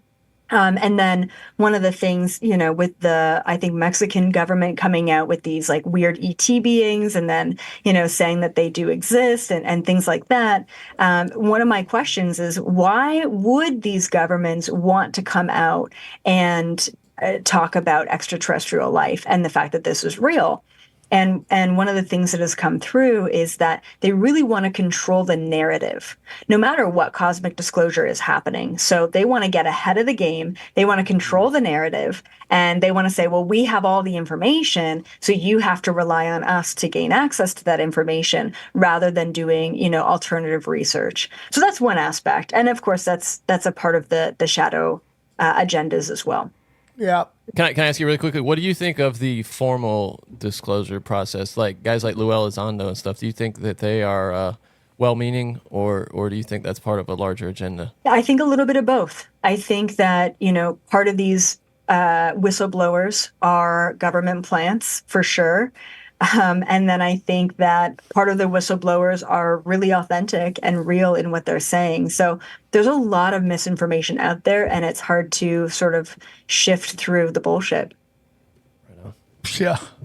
I think that's done on purpose, too. If they can't control it, they flood it. Yep. With everything. And I still do believe that there's many different versions of the truth of what is going on. People are like, there's only one truth. I go, well, I don't know. There might be different stories. And then you might not just know one of the many stories of what happened. And that there are people out there, and they have all the documents and all the data and all the research that will tell you this is like the entity that people worship, and here's all the and you're like, whoa, that kind of lines up. So I'm open-minded to it all. I'm open-minded to what this world really is. And for me, is like, it's interesting times, man. It's really interesting times.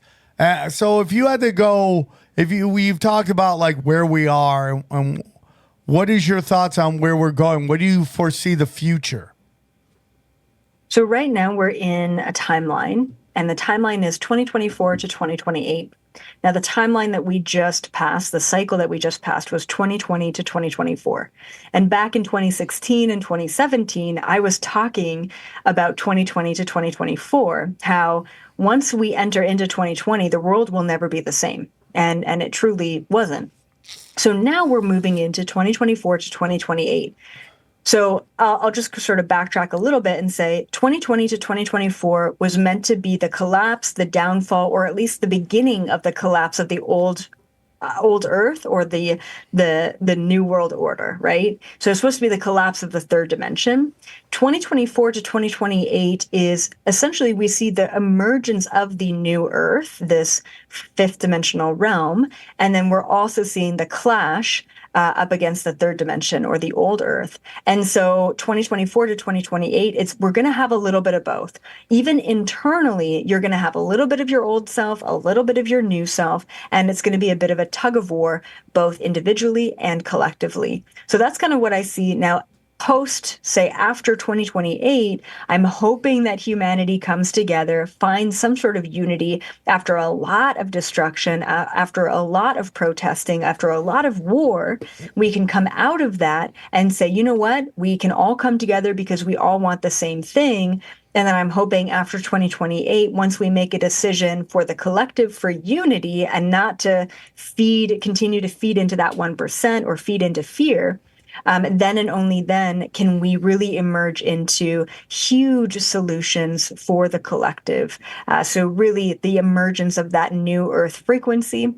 I'm talking about solutions for things like microplastics, banning things like chemtrails, and so many others, right? Going more to organic farming rather than pesticides and chemicals. So making these choices for the collective. And as we know, the New World Order, right? Their whole timeline is 2030, that they really want to implement sort of their agendas by 2030. Right.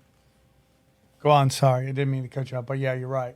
Yeah, so I'm really hoping that we can actually come together, understand that that is their agenda, and we can rise against that and change things. By 2030, we are the ones who are in control, and the pyramid has essentially been flipped.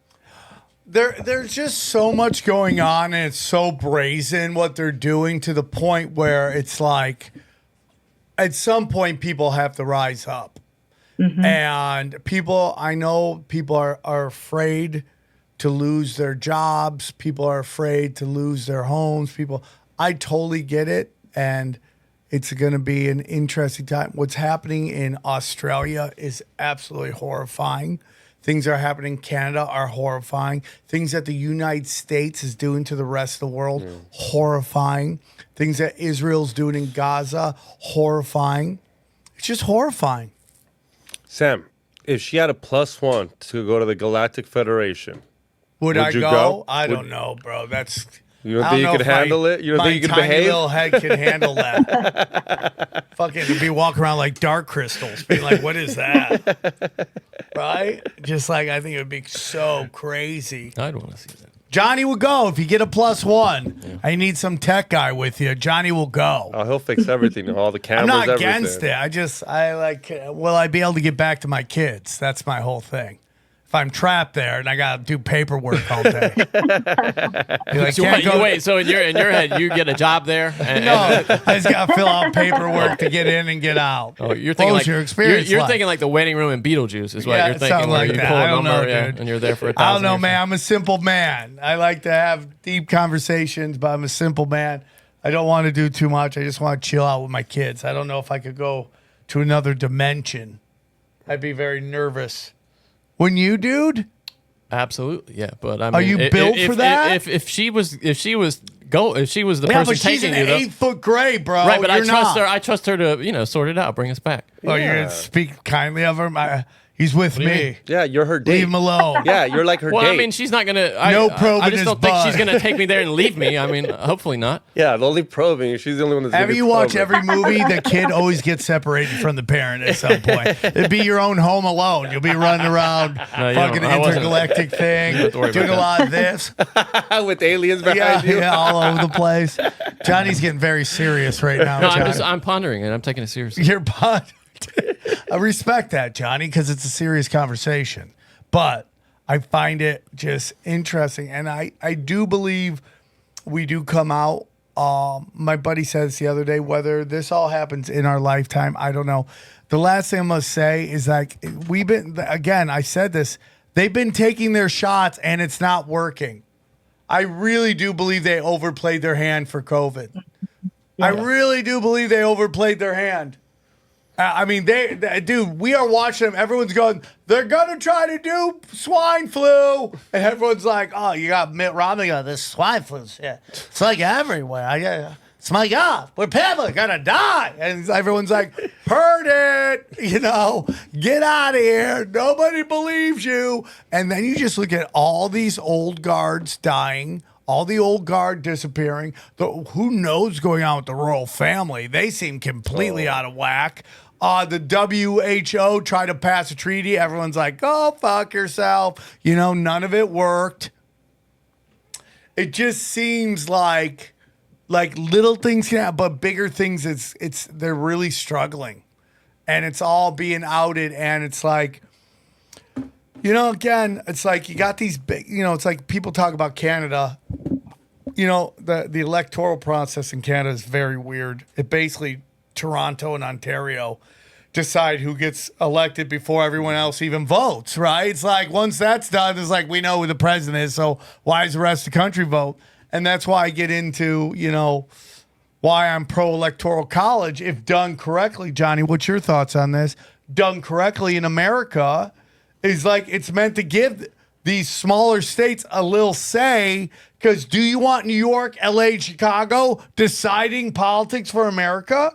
Where everyone's just voting because they want to conform and they're not really voting their conscience? Well, ideally, it would be the federal government would just be inconsequential, in my opinion. Then the local governments and the state governments would be more powerful. But in the current system, the Electoral College, it does help in that way. It's the same with, you always hear, this is one of Bill Maher's great talking points, is that it's absurd that California has 2 senators, and then a place like North Dakota, which has 50 people, also has 2 senators. Well, but it's for the same reason. It's do you exactly want San Francisco and LA deciding politics? Of course not. And I don't know how you get out of that. Because you have groupthink. And the Fed. But and then... when you get people seceding, then you start getting balkanization. I'm not talking about secession, though. I'm just talking about Federal Reserve bringing down the federal government, downsizing. Well, it's like so funny because DC is not a part of the territory of America, of the United States. It's its own sovereign nation because it's ran by the Bank of England. Well, yeah. Look, they just made this rule that lets non-citizen residents vote in their local elections in DC, which is it's absolutely insane. Yeah, we thought about it on BS, but that's how does that work? Because you're not even a citizen and you're voting.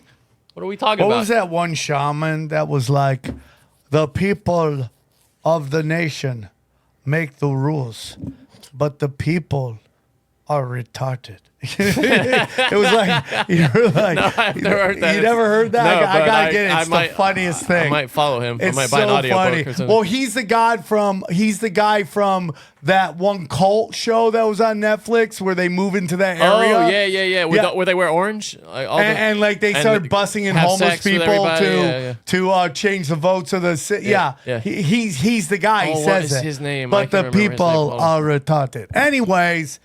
The lizard people, they're all effed. I'm so happy they're crashing and burning. We haven't had a wonderful conversation on the reptilians in a while, so I'm very thankful that you came on, Elizabeth. Do you ever make it into California? Do you ever come to the States? Osho is the guy. Osho, yeah, you could look it up. The people are retarded. Look it up, see if you can find the video. Okay, all right. Do you ever come down to the States? I live in America. Oh, you do? Oh, you got away. See, nobody's talking about these illegals. Everyone's watching Johnny. No one's talking about the blonde hair. Xavier. No one's talking about the blondes with blue eyes and white teeth. Democracy. Here we go. I've got your clip. Here we go. Real quick. We're going to end on this. Then we'll hold it. And then we're going to let her do her credits. Okay. Right. One more time. Where can they find you? Yeah, so you can just type in Elizabeth April on Google, and then all of my things come up, ElizabethApril.com, and I'm all over social media. So I also have a love-hate with the internet, but essentially I do use it for good and help to spread awareness and information, conspiracies, agendas, high vibrations, all of that you will find on all of my channels. All right, so make sure the link's below. Follow her, support her, and hopefully if she makes LA, she can come in the studio and we can have a discussion there. Great conversation today. Thank you so much. We're going to go out in the Johnny found the clip, and then we're going to enjoy this breakdown of this episode. So here we go. Because democracy basically means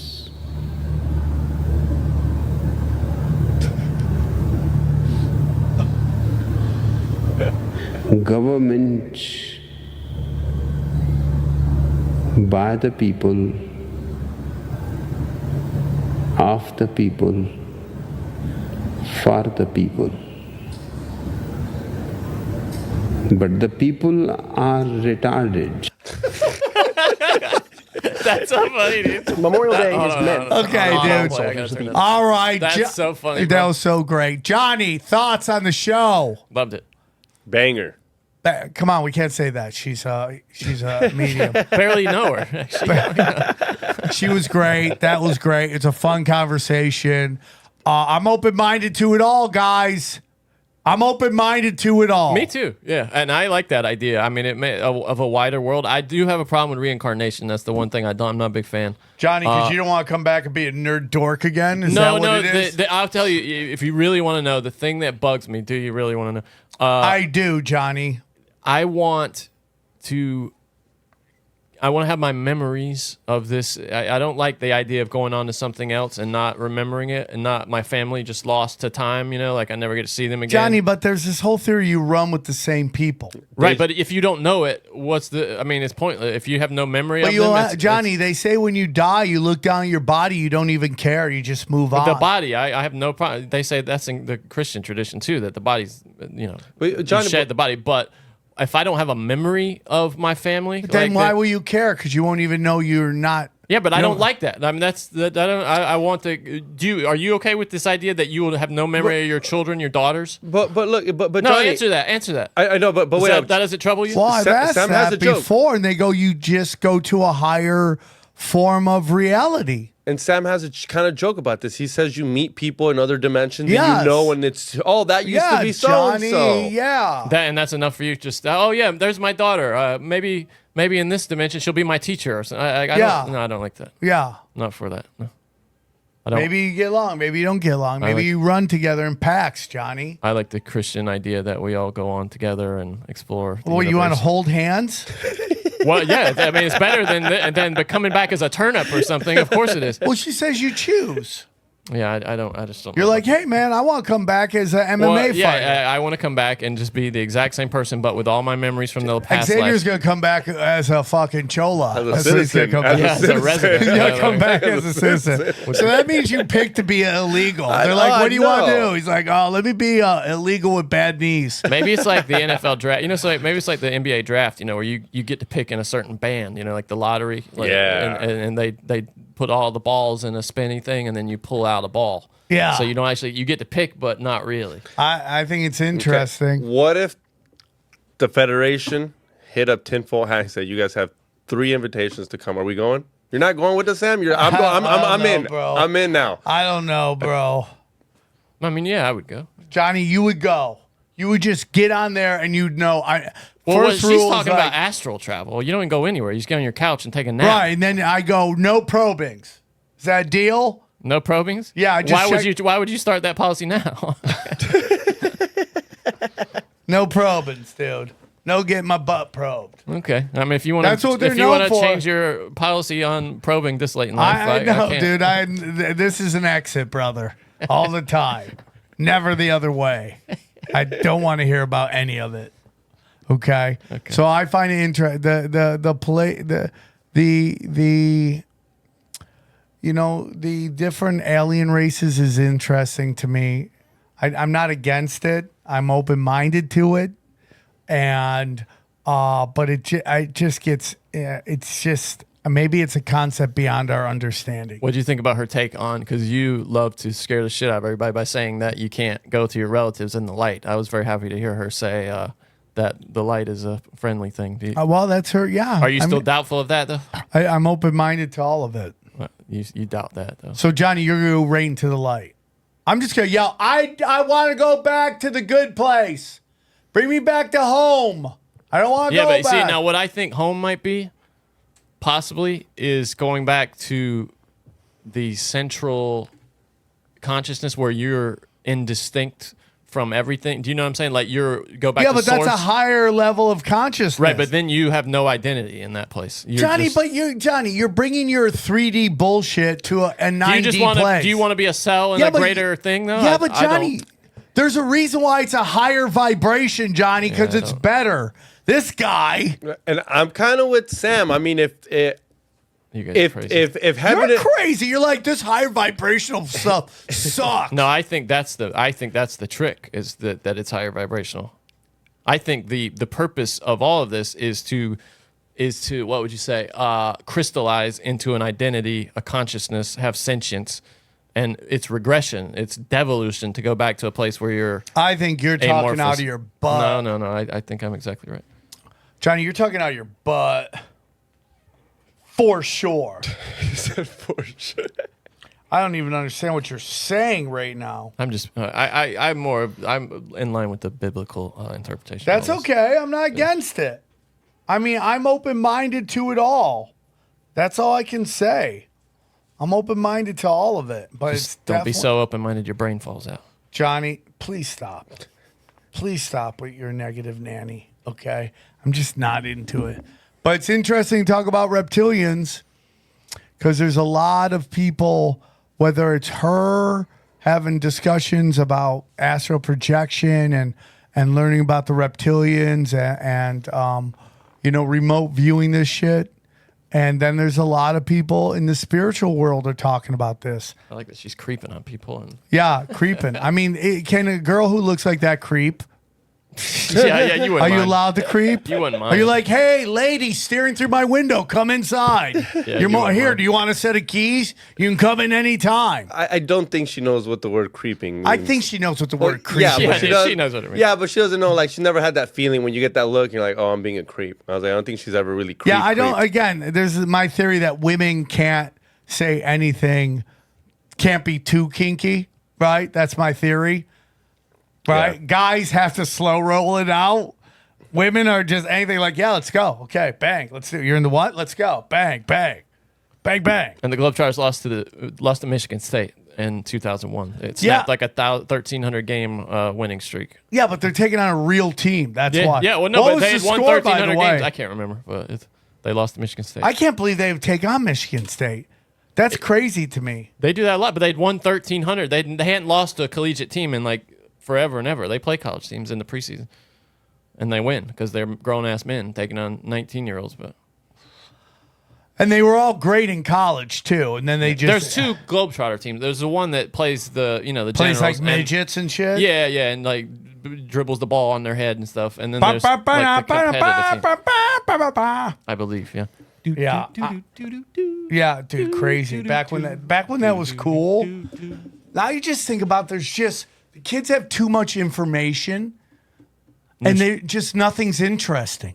Speaking of dimensions, I got a new show for you called Dark Matter, this Apple TV show, bro. Ooh, I started it. It's crazy. You like it? It's about all the dimensions like parallel to ours and like Okay. being able to travel in between them. Amen. It's right up your alley. You have me. I mean, I want to save it for There's Broken Sim, but There's some lockdown stuff. Fallout is the greatest, worst show of all time. Yeah, that sounds about It's right. the greatest, worst show you'll ever watch in your life. Got problems. for It's sure. right on par with that show Hijack on Apple. Yeah. You're like, this is the greatest, worst thing It's I've ever. entertaining, but It's entertaining, but you're like, stop. yeah. Stop. Yeah, I don't need this. Can I just enjoy something? Do you have to reshape how I see the world every time? Yes, absolutely. Right?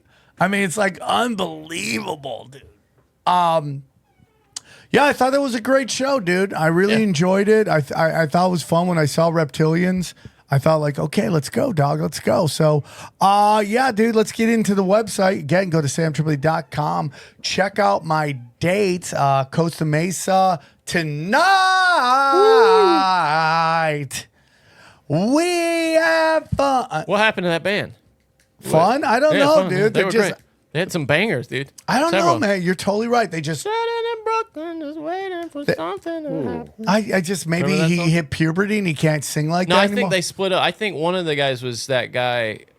Jack Antonoff or something, and then he became like a big shot producer guy, and then the A other big guy, what producer? a big shot producer. Guy. Oh, like he just started producing other people's shit? Yeah, I think. Hold on. He's like, I did it. Who was in? Dana and I went Yeah, saw- it's Jack Antonoff. He's like works with like Taylor Swift now and stuff. Like and I just think those guys, him and the lead singer, never got back together. And they're just like, we'll go back to this whenever we want. Let's go do something else. Isn't that great? Yeah. I just wish they'd get back together and do that because. Yeah, they were great. Me and Dana went. It was just like us and high school kids watching this band. Fun? Yeah. Oh, you saw them? Were they good? Yeah, I'm like, let's go. Dana's like, why did you just buy these tickets? I'm like, because this band is great. Yeah, And of it's just course. me and high school kids sitting I around. have no problem with that, dude. I liked them. Yeah. They were great. Costa Mesa tonight. Morris Plains on the 21st. And then Broadbrook on the 22nd. Put together a comedy chaos. Again, getting harder and harder to do. Go to SamTripoli.com. Sam Tripoli's premium content. I'm going to start doing something where I do quick hits. My daily quick hits like I used to do back on the day. On Instagram? When I used to do, I have to get rid of some shows, guys. I'm just going to be honest with you. I have to slow down because I'm just too busy right now. You're redlining it, yeah. I'm redlining. I'm going nuts. So I need to sit down and I want to do daily premium content. Wait, but you're talking about adding shows now, not. No, but like 20-minute shows breaking down like the day, the big story of the day and my take on it, so people can get their daily news. If you want to go SamTripoli.com for $8, you get all my premium content that I personally do myself. If not, if you want to stay on Rockfin, it's $15 for all the content together. Go there. You can also go down. Okay, I got to move that up. Cash Daddy's premium content is off the hook. We're making money left and right. People are dude, $6.99 is a lot of people. And how he's crushing it, right, Johnny? Absolutely. He's crushing it. Go to patreon.com/cashdaddies. Well, here we go. Premium we'll go up real quick. Chaos Twins about to have another episode come out. So we're finalizing the script right now and we're gonna write it. So let's go, bro. Big news. We got new t-shirts coming every day. tinfoil@t-shirts.com. tinfoil@t-shirts.com. We got the new one up, the limited edition van. I think I'm going to make that bang, bang, pow. Look at that. Bang, bang, pow. Okay, that's my Chuck Norris shirt. That's funny. I thought that was Rowdy Piper from. No, that was Chuck Norris. But like we said earlier, gold and silver, dude. Check it out. Go to SamTripoli.gold. Join the Wolf Pack. Get daily metal, precious metals sent to you every month, as little as $50 all the way up. Bang, bang, pow. There we go. Then we also got Rife Technology. We got to get him back on. Hydrogen brown gas. Great way to get your nitrogen that has been pulled out of the air. Our good friends at Harley Ray. That's right, Harley Ray. You need candles, you need crystals, you need anything. Just click the banner, use the Swarm15 promo code, get $15 off all your beautiful crystals. My good friends at Chemical Free Body. That's right, Tim James. Love the guy, love his products. Been trying to buy some. I need more. I got to buy some very soon. Alpha is my favorite. They're all great, dude. Go back, use the promo code TinfoilHat and get 5% off. And then we got Joel Staley. If you want to get in shape, he's a great way to help you work out. You just got to do it, and you can do it. Lose 25 to 50 pounds. I got to get into it. I got to do it. I got to get back to it. And then our new affiliate, EMF Rocks. That's right. I got them in the car. Remind me to bring them up. EMF Rocks. Very excited about it. Click that. Use the promo code TINFOIL. Did you click it? It's not working. It's not working. Give it a second. It's loading. Okay. Because, he's got everything you need. Your EMFs. Hold on one second. There we go. EMF Rocks. Pouches. Here it is. Yeah, here we go. Look at that. Use the promo code TINFOIL. Get 15% off. Look at this. Look at that, all that. We got mini grounding bags, bundle starter bags, fray bags to put your stuff in. Faraday bags, sorry. Deep sleep grounded bags. Let's go, bro. I got some of these in the car for you guys. Mobile foam Faraday bags. All that there. He's been on the show before. We got to get him back. Use the promo code tinfoil. Is it tinfoil? Go back to it. It's tinfoil hat and get 15% off. So click that, win it, and lose. So anything else, boys? Hit that like button, subscribe, and go check out my new channel called Extreme Marks the Spot. I do all the vlogs, Chicago vlog. I got Sam saying maybe the N-word on that vlog. Go check it out. I'm at Johnny Woodard on Twitter. Just come hang out, man. Okay. All those go to, got all the telegrams go down. Got all the audio, all my podcasts, grab the audio, and then go down my radio shows, and finally all my spots, all my specials, all my stand-up. I got to update that with a bunch of those. And then bang, there we go, dude. And there we go. So, and all the episodes you could ever want. Bang, bang, pow. All right. All right, guys, enjoy these highlights. One more. Okay, so I'm going to pull this side, let these people go by. Go, go, go. Go, go, go.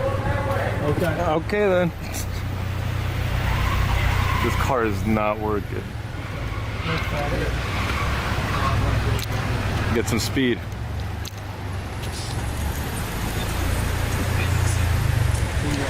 Sorry. Here, you want to go? Are you going that way? Are you going that way? Go. Our car don't work! Our car doesn't work. Go. The car, go, go, go, go, go, go, go. Just go. Our car doesn't work. The car doesn't work, so you gotta go first. Go.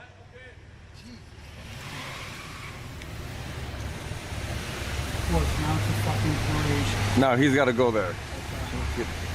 Oh, this is gonna be... Go, go, go, go. Engine that could. Oh, shit. No, we got it. We got it. We got it. We got it. We got it. Oh, they rented us a piece of shit. I can't believe they let people rent this shit.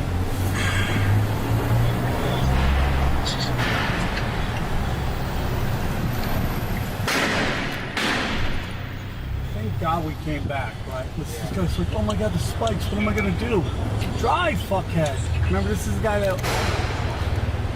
He was trying to be nice. I would say wait until this motherfucker goes, because if you stop him, you can't go nowhere. This guy is totally retarded.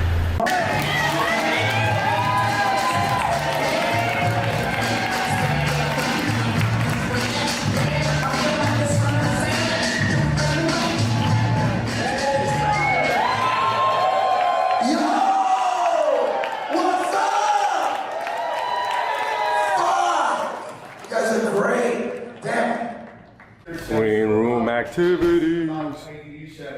But they're huge fans of ours. Yeah. So if you like rip them, they get super sensitive about it. It's like They seem to be fine with that. No, not you. Yeah. But I have to handle it with care. Because you saw, like, I mean, they love the fuck. They do love They it. love us. Once you guys had platonic consensual intercourse a few times, multiple times, maybe you can start opening up about flat earth and shit, you know what I mean? Go with the moon first, go with the moon. Don't go straight to flag. You gotta break down the moon first. That's slowly. You can't believe in flat earth if you think we land on the moon. It doesn't work, right? You guys ready for your headliner? Oh shit! Are you ready for the little SamTripoli? Ladies and gentlemen, my best friend SamTripoli!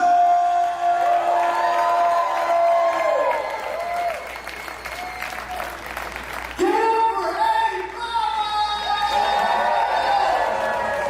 on, let him hear it! Give it up for that music that came a little late. He's trying. Give it up for the sound guy. He's back. The forces of evil. The deep state is getting into our sound system. The deep state, hold on. Guys, give it up for the staff here. Oh, so up? We don't smoke the same, fam. You already know, Merch King, dog. D-Zone, step out the way, homie. I'm the Merch King when it comes over here to Tinfoil Hat. We got beanies. Give me a second. Look at that. We got this Tinfoil Hat t-shirt right here. Look at that, bro. Eddie Bravo, Sam Tripoli, Tim Dillon, not George Bush, Donald Trump, Hillary Clinton, Flat Earth. Look, that's me. The Flowers Once Upon a Time t-shirt ready for sale. You can go catch that at SamTripoli.com as well. We got the lizard people are coming for you. Go cop that as well. And I got the classic right here, Tinfoil Hat. What's up? And the beanies. SamTripoli.com. Here's a clip from the latest Broken Sim. Vatican released we'll do our speed round here. The Vatican has released guidelines on the supernatural apparitions and appearances of the Saint Mary and things like that. Or they haven't released it yet, but they're working on formulating updated guidelines on the supernatural. I said it on TFH, and I think this has a lot to do with the UFO stuff and how they're trying to reframe that as a spiritual thing. So this was all over the news. King Charles released his official portrait, and it's just crazy, creepy, man. It is so creepy. I mean, it just looks like a shower of blood around him, wouldn't you say? I mean, it's just it does, and so many people have said this. It's the easiest joke, but it looks like the portrait in Ghostbusters 2. You know, what's the guy's name? Vigo. Yeah, Gozer the Destroyer. Yeah, no, that was the first one, right? It was Vigo, I think, and the second one. Yeah, right. I mean, look at that, bro. So creepy. Something out of a horror movie. So then, right after that, I saw this story about Prince Andrew. Did you see this about Prince Andrew? How King Charles is trying to evict him, and they can't get him to leave? This is from Fox News. King Charles struggles to evict Prince Andrew as disgraced royal's home is in total disrepair. So this guy's living like a hoarder now in his house. Prince Andrew is reportedly facing eviction from his brother, King Charles III, after neglecting to pay the annual $503,000 upkeep of his $37 Royal Lodge mansion. Hold on, how much does he have to pay? He has to pay $500,000 a year, basically, to upkeep this $37 million. And he doesn't have it, or he's just not paying it? They're saying he's not paying it. The claim was made by Us Weekly, which alleged that the Duke of York is unable to keep up with the expenses to maintain the sprawling 19th century property which the monarch's estate owns. A spokesperson for Buckingham Palace did not immediately respond. British royal expert Ian Pelham Turner, he sounds like a real thrill at parties, alleged to Fox News Digital that the king, 75, is struggling to hand out an eviction notice to his disgraced sibling. Here's the quote from Turner. Prince Andrew is fighting very hard to remain a senior royal. The problem is his home is in total disrepair. I believe Charles feels that spending money on Andrew would not go down well. On the other hand, it was allegedly said by the Queen on her deathbed to Charles to look after Andrew, who was always thought to be her favorite son. That's interesting right there. It's so gross. They suck, right? I mean, who is so worse than the royals, dude? They're so gross. That's so. You sent me this. So the government, our government, is alleging that China and Iran had fake AI content ready to influence the 2020 election. Now think about what that means, dude. We didn't know about AI until after that. So that means that the governments have had this tech for a while. That makes me question, if China and Iran had it, what did we have back in 2020 and before that was going around? Right. And I just love that. Anytime our government's pointing fingers, I just think, it's them. I mean, they literally have bragged about it. Of course they had. All right, I think we might have a couple more things. Oh, did you see this guy? I'm leaving. Well, did you see this guy had a huge parlay where he could have, if the Mavs had won, I think he had a $1.6 million parlay with ESPN. According to ESPN. Hold on. And he decided, because he just couldn't take the ups and downs every night of, and his quote is, "I don't think I can take anymore." He decided to cash it out for $80,000 is what he did. But he had, it could have been worth $1.7 million. Think about a $100 parlay, bro. Wayne Shelton, the bettor who placed a $100 parlay in May on the Rangers, the Texas Rangers. We go deep, homeboy. Aaron, open your mind. Drink from the fountain of knowledge. There's lizard people everywhere. That's some interdimensional shit.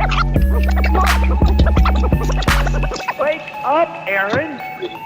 This is only the beginning. Dude, you just blew my mind. Tinfoil hack.